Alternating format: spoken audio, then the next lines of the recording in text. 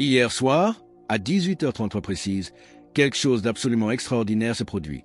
Un événement qui a envoyé une onde de choc à travers les communautés spirituelles du monde entier, les laissant dans un état d'inquiétude profonde et palpable. Ce n'était pas un cataclysme visible, pas de tremblement de terre ni d'orage apocalyptique, mais quelque chose de bien plus troublant. Dans cette localité différente, répartie sur 3 continents, des témoins ont rapporté, à la même seconde, des phénomènes surnaturels identiques. Ces événements semblent confirmer ce que de nombreux mystiques chuchotent avec crainte depuis des mois. Les fameux 3 jours d'obscurité pourraient bien avoir déjà commencé. Mais attention, pas de la manière hollywoodienne que beaucoup attendaient. Ce à quoi nous assistons n'est pas, pour l'instant, une obscurité physique qui cache le soleil. C'est quelque chose de bien plus insidieux, une épidémie spirituelle silencieuse qui se propage dans la conscience humaine comme un virus invisible. C'est une obscurité de l'âme. Elle se manifeste de manière si subtile que la plupart des gens, pris dans le tourbillon de leur vie quotidienne, rejettent ces signes comme de simples coïncidences, du stress ou des luttes personnelles. Mais quand des schémas rigoureusement identiques émergent simultanément dans des cultures, des langues et des fuseaux horaires différents, le doute n'est plus permis. Nous devons nous poser la question terrifiante. Ne sommes-nous pas aux premières loges du plus grand événement spirituel de l'histoire moderne ? Comme petit merci de nous rejoindre aujourd'hui pour décrypter ce mystère, nous offrons un moment de bénédiction partagée. Commentez avec le mot foi si vous êtes ouvert à recevoir une pensée finale spéciale dédiée à tous ceux qui participent. Et s'il vous plaît, appuyez sur j'aime si vous appréciez ces moments de vérité. Les premiers rapports ont commencé à filtrer via des réseaux catholiques privés autour de minuit hier en provenance de Sao Paulo, au Brésil. Maria Santos, une humble responsable de groupe de prière, a contacté son évêque en urgence. La raison ? 37 membres de son cercle de rosaires hebdomadaires se sont soudainement retrouvés dans l'incapacité totale de prier. Il ne s'agissait pas d'un manque de volonté ou de distraction. Ils étaient physiquement et spirituellement bloqués. Leurs lèvres bougeaient, mais aucun son ne sortait. Leurs esprits tentaient désespérément de former les mots sacrés, mais une barrière invisible, froide et impénétrable, semblait avoir coupé toute connexion avec le ciel. Restez bien avec nous, car au fur et à mesure que notre histoire se déroule, nous découvrirons une perspective sur cette barrière spirituelle qui pourrait vraiment vous surprendre et vous donner les clés pour la traverser. Quelques heures plus tard, à des milliers de kilomètres de là, à Manille aux Philippines, le père Rodriguez, un prêtre aguerri avec 40 ans de ministère, a vécu l'impensable. Durant la messe du soir, au moment le plus sacré de la consécration, 12 de ses paroissiens les plus fidèles se sont levés comme des automates et sont sortis. Interrogés plus tard, ils étaient incapables d'expliquer leurs gestes, décrivant simplement une sensation terrifiante. Leur foi s'était évaporée instantanément, ne laissant derrière elle qu'un vide abyssal. Mais le pire restait à venir, avec des nouvelles glaçantes en provenance d'un hôpital de Dublin. Les rapports les plus troublants nous parviennent cependant de Dublin, en Irlande, où un aumônier d'hôpital catholique a documenté des scènes qui ont laissé les professionnels de la santé totalement désemparés. Imaginez des patients en fin de vie, jusqu'alors paisibles, entourés de leur famille et recevant les derniers sacrements, qui basculent soudainement dans ce que l'on ne peut décrire que comme une terreur spirituelle. Ce n'était pas la peur naturelle de la mort, mais l'effroi de quelque chose de bien pire, le sentiment absolu d'être abandonné par Dieu. Ils parlaient, avec des yeux écarquillés d'angoisse, de leurs prières tombant dans un abîme de silence, sans aucun écho. Ces incidents ne sont pas isolés. Des phénomènes similaires ont été corroborés à Buenos Aires, Montréal, Varsovie et Lagos. Le schéma est effrayant par sa constance. Des catholiques fidèles, dont la vie spirituelle était solide depuis des années, se retrouvent brutalement coupés de la présence divine qu'ils tenaient pour acquise. Leurs chapelets, autrefois source de chaleur et de réconfort, ne sont plus que des grains froids et inertes entre leurs doigts. Les passages des Écritures, qui leur apportaient la paix, ne semblent plus être que des mots vides de sens sur une page blanche. Cette aridité soudaine rappelle prophétiquement les paroles du prophète Amos, 8h11. « Voici, les jours viennent, dit le Seigneur, l'Éternel, où j'enverrai la famine dans le pays, non pas la disette du pain et la soif de l'eau, mais la faim d'entendre les paroles de l'Éternel. » Cette famine spirituelle semble être arrivée, non pas progressivement, mais comme un voleur dans la nuit. Ce qui rend ce signalement particulièrement significatif, c'est leur timing précis et la réaction discrète mais alarmée des plus hautes instances de l'Église. Selon des sources confidentielles au sein de la Congrégation pour la doctrine de la foi au Vatican, un document classifié a circulé parmi les évêques les plus anciens il y a 3 semaines. Ce texte, qui n'a pas été rendu public, contiendrait des avertissements convergents de multiples mystiques approuvés, annonçant une période de désolation spirituelle intense devant précéder les signes physiques des 3 jours d'obscurité. Le document décrit ce que les théologiens nomment la persécution silencieuse. Contrairement aux persécutions historiques sanglantes, cette attaque cible le lien visible entre l'âme et son créateur. Elle ne se manifeste pas par des chaînes extérieures, mais par un dessèchement intérieur si violent que les victimes se sentent spirituellement mortes tout en étant physiquement vivantes. Le docteur Antonio Mendez, professeur de théologie mystique à l'Université pontificale de Rome, a accepté de parler sous couvert d'anonymat. Selon lui, les phénomènes rapportés s'alignent parfaitement avec des prophéties circulant dans les cercles ecclésiastiques restreints. Il décrit un assaut spirituel en 3 phases distinctes, dont la première, le grand silence, se déroule sous nos yeux. Cette phase est caractérisée par cette incapacité soudaine à maintenir la connexion avec la grâce, non pas à cause du péché ou du doute, mais à cause d'une interférence surnaturelle. Cependant, si cette première phase est terrifiante par son invisibilité, la deuxième phase, prévue pour débuter dans quelques jours, va se manifester d'une manière beaucoup plus collective et indéniable. Des signes commencent déjà à émerger, traversant les frontières du sommeil et de la conscience, révélant que l'humanité entière est peut-être en train de faire le même rêve cauchemardesque au même moment. La deuxième phase de cet assaut spirituel, celle des expériences partagées au-delà des frontières géographiques, semble déjà avoir commencé avec une précision terrifiante. Au cours des dernières 48 heures, les réseaux sociaux catholiques et les forums discrets de théologie ont été inondés de rapports décrivant des rêves identiques survenant simultanément aux 4 coins du globe. Ce ne sont pas de simples cauchemars, mais des visions d'une clarté clinique, décrites avec des détails remarquablement similaires par des personnes qui ne se sont jamais rencontrées et ne parlent pas la même langue. L'un des témoignages les plus frappants nous vient de Sir Margaret O'Brien, une religieuse contemplative du comté de Cork, en Irlande, dont la vie de prière n'a jamais été troublée par l'imagination débordante. Dans cette vision nocturne qui l'a réveillée en sursaut, Sir Margaret se trouvait dans une immense cathédrale, une architecture gothique vertigineuse, remplie de milliers de fidèles. L'atmosphère était lourde, presque suffocante. Lorsqu'elle a essayé d'entamer une prière, aucun son n'est sorti de ses lèvres. Autour d'elle, les autres fidèles ouvraient la bouche, leur visage déformé par l'effort, mais l'église restait plongée dans un silence sépulcral, un mutisme surnaturel. Le point culminant de l'horreur se trouvait au-dessus de l'autel. Le grand crucifix ne rayonnait pas. Au contraire, il a commencé à émettre une obscurité, une sorte de lumière noire, si dense qu'elle semblait absorber la lueur des vitraux au lieu de projeter une ombre. C'était une anti-lumière, une consommation de l'espoir. Ce qui transforme ce récit en une preuve prophétique, c'est la synchronicité absolue de l'événement. Au moment précis où Sir Margaret se réveillait en Irlande, un agriculteur dans les plaines rurales du Kenya, un cadre supérieur dans une tour de verre à Tokyo et un étudiant universitaire à Stockholm ouvraient les yeux avec le même cœur battant à tout rompre.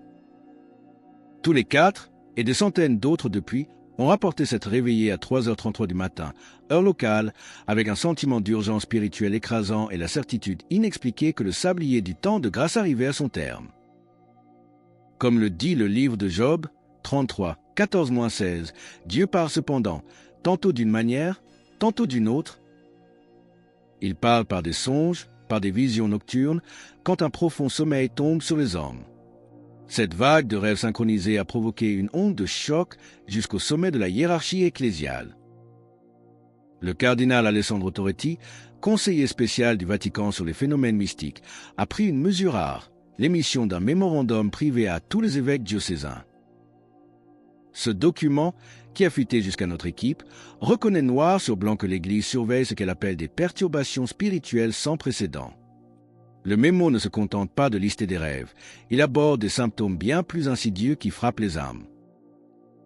Il parle de sécheresse spirituelle soudaine touchant des pratiquants de longue date, et plus inquiétant encore, de retours inexpliqués de péchés anciens. Des fidèles se sentent soudainement accablés par la culpabilité de fautes confessées et absoutes il y a des décennies, comme si le pardon divin avait été annulé. Le cardinal Toretti conclut son message par une recommandation urgente. Tous les prêtres doivent se tenir prêts à fournir un soutien spirituel intense, une sorte de médecine de guerre pour les âmes. Car si les rêves sont effrayants, ce qui commence à se produire dans le monde réel, dans les hôpitaux et les confessionnaux, dépasse l'entendement. Des infirmières à Mumbai et des prêtres à Séoul rapportent des comportements chez les patients et les pénitents qui défient toute logique médicale ou théologique, suggérant que la barrière de protection habituelle entre nous et les ténèbres est en train de céder. Ce qu'ils ont vu dans les yeux des mourants et entendu dans le secret du confessionnal pourrait bien vous empêcher de dormir ce soir. Tandis que le Vatican émet des directives secrètes, sur le terrain, la réalité dépasse la fiction. À Mumbai, en Inde, un phénomène inexplicable a saisi le personnel d'un grand hôpital catholique. Des groupes d'infirmières, pourtant habitués à la détresse humaine, ont rapporté une vague soudaine de panique spirituelle chez des patients qui ne sont pourtant pas en phase terminale. Ces hommes et ces femmes, sans aucun signe clinique de décès imminent, exigent avec insistance l'extrême onction. Interrogés sur cette peur soudaine, ils sont incapables de l'expliquer rationnellement. Ils décrivent seulement une oppression, un sentiment écrasant que quelque chose d'épique et de définitif s'approche, une sorte de compte à rebours invisible qui résonne dans leurs os. Ce sentiment d'urgence se reflète tragiquement de l'autre côté du globe, à Séoul, en Corée du Sud, ainsi qu'en Allemagne. Les prêtres y décrivent des confessionnaux assiégés, fonctionnant jour et nuit sans interruption. Mais ce ne sont pas les péchés de la semaine que les fidèles viennent confesser. Les pénitents arrivent en larmes pour avouer des fautes commises il y a des décennies, des transgressions qu'ils croyaient pardonnées depuis longtemps. Ils rapportent cette sensation terrifiante. C'est comme si leur confession passée avait été annulée, comme si l'ardoise avait été effacée non pas par la miséricorde, mais par l'oubli, laissant leurs âmes nues et vulnérables. C'est ici que la parole de Dieu tranche comme une épée, comme le rappelle Hébreux 4:13.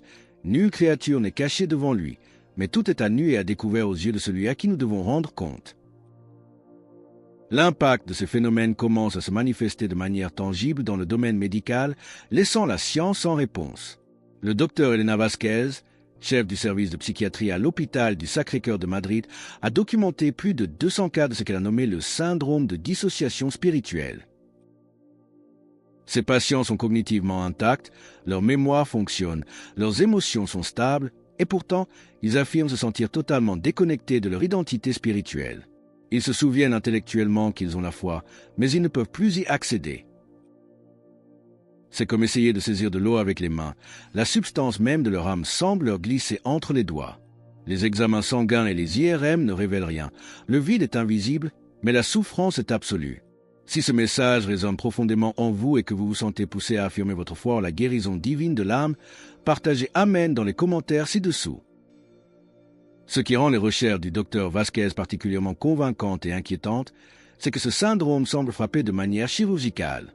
Il cible spécifiquement les individus ayant une vie spirituelle active, épargnant largement les athées ou les indifférents. Cela suggère une nature ciblée, une attaque intelligente qui défie les explications psychologiques conventionnelles. Nous ne sommes pas face à une hystérie collective, mais face à une extraction précise de la grâce.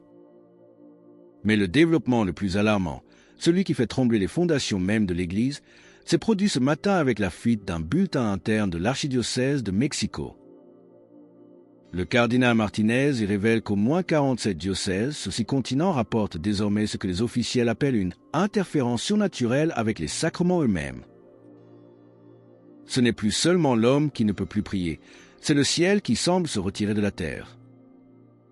Des prêtres rapportent des incidents durant la messe qui remettent en question la réalité même de leur ministère, des moments où le sacré semble s'évaporer entre leurs mains consacrées. Ce qu'ils ont vécu à l'autel, au moment précis de l'élévation, est une épreuve de foi si radicale qu'elle pourrait changer la liturgie à jamais. Le bulletin interne qui a fuité ce matin décrit des incidents qui glacent le sang de tout croyant, des cas où les hosties consacrées auraient, selon le ressenti des célébrants, perdu leur propriété sacrée durant la messe. Pour la première fois dans l'histoire moderne, des prêtres se retrouvent face à ce qui ressemble à du pain ordinaire, là où ils tenaient le corps du Christ un instant plus tôt. Le cas du père Giuseppe Martinelli, curé d'une paroisse près de Rome, est emblématique de cette crise. Avec 40 ans de sacerdoce, c'est un homme de rituel et de foi inébranlable. Pourtant, lors de la messe d'hier matin, au moment précis de l'élévation, Après avoir prononcé les paroles sacrées de la consécration, il a ressenti un vide spirituel abyssal. Ce n'était pas une simple distraction. Il décrit une absence soudaine, comme si la présence divine s'était physiquement retirée de l'autel, laissant derrière elle un silence froid et terrifiant. Pour la première fois de sa vie, les mains tremblantes au-dessus du calice, le père Martinelli s'est posé la question impensable. La transsubstantiation a-t-elle vraiment eu lieu? Ce témoignage, loin d'être un cas isolé de fatigue pastorale, est corroboré par des rapports identiques venant de Sao Paulo, où 3 prêtres distincts, ne se connaissant pas, ont contacté leur évêque pour décrire exactement la même évaporation du sacré au même moment. Face à cette vague, la hiérarchie tente de garder le contrôle. L'archevêque Thomas Richardson de Canterbury a émis une directive confidentielle demandant une discrétion absolue sur ces anomalies liturgiques, un terme bureaucratique froid pour décrire ce qui pourrait être une rupture d'alliance. Mais le phénomène ne se limite pas aux sacristies, il déborde de manière spectaculaire dans le monde séculier, touchant ceux qui n'ont aucune grille de lecture religieuse. Le cas de la docteure Sarah Chen, neurologue réputée à l'université médicale de Pékin et athée convaincue, en est la preuve flagrante. Hier, elle a contacté les autorités catholiques locales, ébranlée dans ses certitudes matérialistes. Pourquoi? Parce que durant ses consultations habituelles, cette patiente différente, sans aucun lien entre eux et sans aucune culture religieuse, lui ont décrit, mot pour mot, la même vision terrifiante, une obscurité vivante qui consomme la lumière. Ces patients, qui n'ont jamais ouvert une Bible ni entendu parler des prophéties, ont vu des églises remplies de bougies éteintes et des croix se dissolvant dans l'ombre. Ils ont ressenti, avec une acuité physique, que l'humanité était mise à l'épreuve par une force dépassant l'entendement. C'est ici que la parole de Jésus dans Luc 19h40 prend une dimension littérale stupéfiante. Je vous le dis, s'ils se taisent, les pierres crieront. Si les fidèles sont réduits au silence, Dieu semble parler à travers ceux qui étaient spirituellement des pierres, les incroyants, pour avertir le monde. La diffusion virale de ces phénomènes a forcé les gouvernements à réagir. Des sources du renseignement confirment qu'au moins 12 nations ont discrètement mis sur pied des task forces interreligieuses pour enquêter sur ces troubles spirituels coordonnés. En France, le ministère de l'Intérieur note une augmentation ahurissante de 37% des demandes de baptême d'urgence par des adultes sans affiliation précédente, poussés par un réveil brutal de leur conscience. En Allemagne, les confessionnaux sont pris d'assaut par des foules cherchant à se libérer de péchés vieux de plusieurs décennies. Mais alors que la terre s'agite et que les âmes tremblent, les yeux des experts du Vatican se tournent désormais vers le ciel. Ce que le docteur Michael Thompson, directeur de l'Observatoire du Vatican, vient de détecter dans l'espace lointain pourrait bien être la clé de tout ce qui nous arrive, et cela suggère que nous ne sommes plus seuls dans cette épreuve. L'aspect le plus troublant de ces rapports mondiaux est leur incroyable synchronisation avec des phénomènes astronomiques que la science peine à nommer, mais qu'elle ne peut plus ignorer. Le docteur Michael Thompson, directeur de l'Observatoire du Vatican, a reconnu dans une communication privée, qui a depuis circulé dans les milieux avertis, que son équipe a détecté des lectures électromagnétiques totalement insolites. Ces signaux proviennent d'une source inconnue, située bien au-delà de notre système solaire, mais dont l'influence se fait sentir ici et maintenant. Ce qui défie l'entendement scientifique, c'est la chronologie. Ces lectures ont commencé exactement à la seconde où les premiers rapports de panne spirituelle ont émergé à travers le monde. Les astronomes du Vatican, habitués à scruter les cieux pour y lire la gloire de Dieu, rapportent que les schémas d'interférence indiquent que quelque chose de massif s'approche de l'atmosphère spirituelle de la Terre. Il ne s'agit pas d'un astéroïde ou d'une comète visible sur les télescopes optiques. Aucune masse physique n'apparaît sur les écrans. Pourtant, les instruments décrivent une pression, une densité qui suggère que la réalité elle-même est en train d'être comprimée et préparée pour un événement d'une magnitude sans précédent. Les scientifiques, dans leur langage technique, avouent leur impuissance. Ils ne peuvent déterminer ni la nature exacte ni le moment précis de l'impact, mais ils savent que le ciel bouge. C'est ici que la prophétie biblique rejoint l'observation scientifique avec une précision effrayante. Comme l'annonce l'Évangile selon saint Luc 21, 25-26, il y aura des signes dans le soleil, dans la lune et dans les étoiles. Et sur la terre, il y aura de l'angoisse chez les nations qui ne sauront que faire, les hommes rendant l'âme de terreur dans l'attente de ce qui surviendra pour la terre.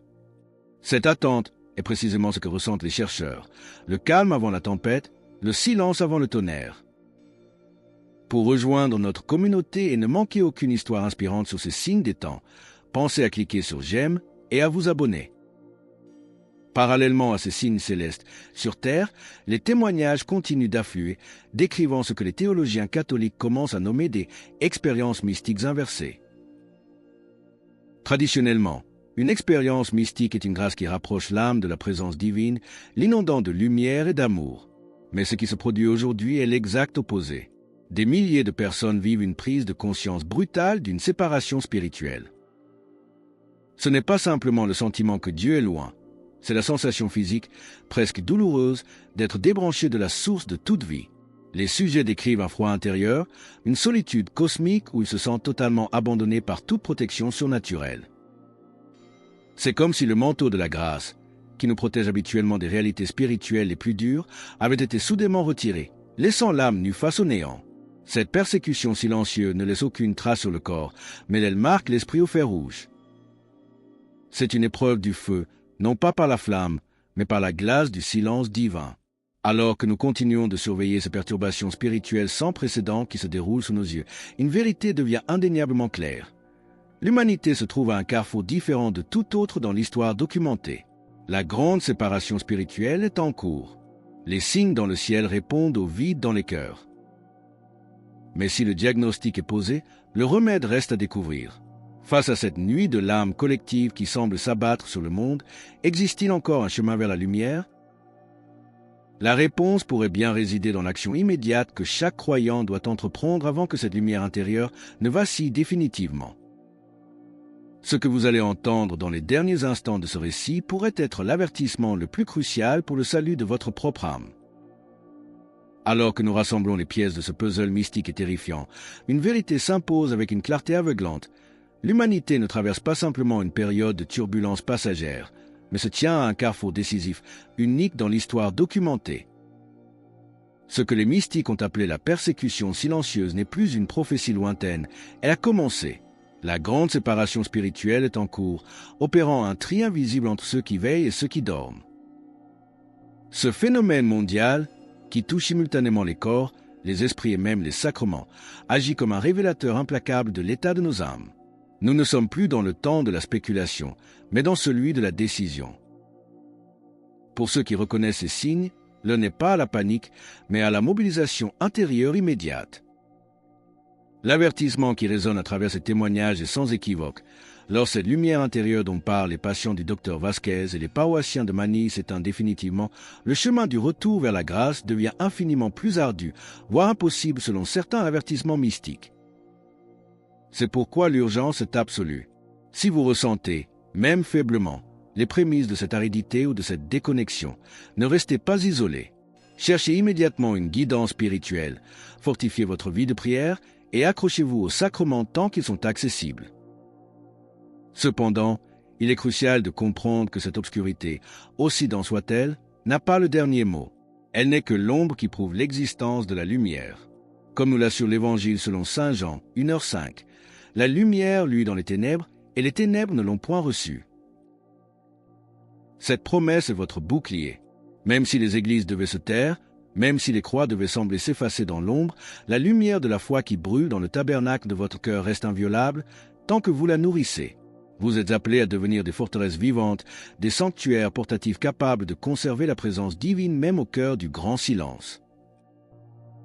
Cette épreuve est aussi une invitation à redécouvrir la puissance de la foi nue, celle qui ne dépend pas des sentiments, des consolations ou des habitudes, mais qui repose sur la pure volonté de rester fidèle au Christ. C'est dans ce désert que les saints se forgent. Si les structures vacillent, si la technologie échoue et si les certitudes s'effondrent, ce qui restera, c'est l'amour inconditionnel que vous aurez cultivé pour votre Créateur. La nuit vient, certes, mais c'est précisément dans la nuit que les étoiles brillent avec le plus d'éclat. Soyez ces étoiles. Ne laissez pas la peur éteindre votre mèche. Utilisez-la comme le carburant de votre vigilance. Alors que nous concluons sur cette urgence absolue de garder la foi vivante face à l'obscurité grandissante, nous vous invitons à déclarer votre allégeance ultime. Commentez Jésus est roi ci-dessous pour affirmer cette vérité avec nous. Et votre parcours ne doit pas s'arrêter ici. Cliquez sur la vidéo qui apparaît maintenant sur votre écran pour un autre message puissant que nous avons préparé pour vous.